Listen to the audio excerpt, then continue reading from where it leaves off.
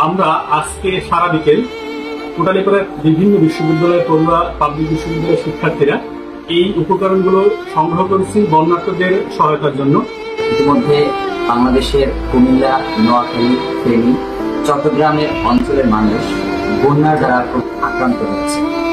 তারা খুব নিদারুণ দিন যাপন করছে। সমগ্র বাংলাদেশ থেকে আমরা মানবিক মানুষজন যে যেভাবে পারছি সাহায্য, সহযোগিতা, ত্রাণ, ফান্ড সংগ্রহ, উপকরণ সামগ্রী সংগ্রহের মধ্যে দিয়ে তাদেরকে সহযোগিতার হাত বাড়িয়ে দিচ্ছে। সেই আলোকে গোপালগঞ্জ জেলার কোটালীপাড়া উপজেলার বিভিন্ন বিশ্ববিদ্যালয়ের পড়ুয়া শিক্ষার্থী, যারা আমার ডান পাশে বসে আছেন, অপমুন্সি এবং মির মোসালিম, একজন জগন্নাথ বিশ্ববিদ্যালয়ের, একজন ঢাকা বিশ্ববিদ্যালয়ের শিক্ষার্থী, সঙ্গে ছিলাম আমি নাজমুল্লাহ। আজ সারা বিকেল কোটালীপাড়ার বিভিন্ন জায়গা থেকে বিভিন্ন উপকরণ সামগ্রী, কিছু চিকিৎসার উপকরণ, কিছু দৈনিক ব্যবহার্য জিনিসপত্র, কিছু পোশাক, মোমবাতি, দেয়াশালাই সহ পাবলিক বিশ্ববিদ্যালয়ের শিক্ষার্থীদের মাধ্যমে এই উপকরণগুলো আমরা সংগ্রহ করে আমরা কোটালীপাড়ার অন্যতম একটি সামাজিক ও মানবিক সংগঠন জ্ঞানের আলো পাঠাগারের কাছে হস্তান্তর করছি।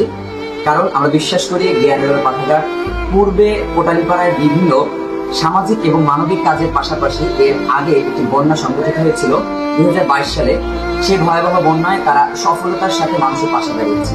তাই আমরা সেই বিশ্বস্ততার জায়গা থেকে পাবলিক জ্ঞান শিক্ষার্থীদের পক্ষ থেকে আমরা মালামালগুলো জ্ঞানের পাঠাগারের কাছে তুলে দিচ্ছি। আমরা চাই পুরো বাংলাদেশের মানুষ এভাবে মানবিকতার কাজে এগিয়ে আসে। ধন্যবাদ জানাই কোটালীপাড়ার পাবলিকিয়ানদের, যারা বিভিন্ন পাবলিক বিশ্ববিদ্যালয় অধ্যয়ন করছেন। তাদেরই প্রতিনিধি হিসাবে আজ জগন্নাথ বিশ্ববিদ্যালয়ের অপমুন্সি ও ঢাকা বিশ্ববিদ্যালয়ের মোরসালিন, তারা আমাদের কোটালীপাড়ারই সন্তান। এই বন্যায়, ভয়াবহ বন্যায় দুর্গত ব্যক্তিদের মাঝে সহায়তার জন্য আজ তারা কোটালীপাড়ার বিভিন্ন জায়গা থেকে বন্যার্তদের জন্য এই সামগ্রীগুলা সংগ্রহ করে আমাদের জ্ঞানের আলো পাঠাগারের হাতে তুলে দেয়। তাদের প্রতি আমরা কৃতজ্ঞতা জানাই।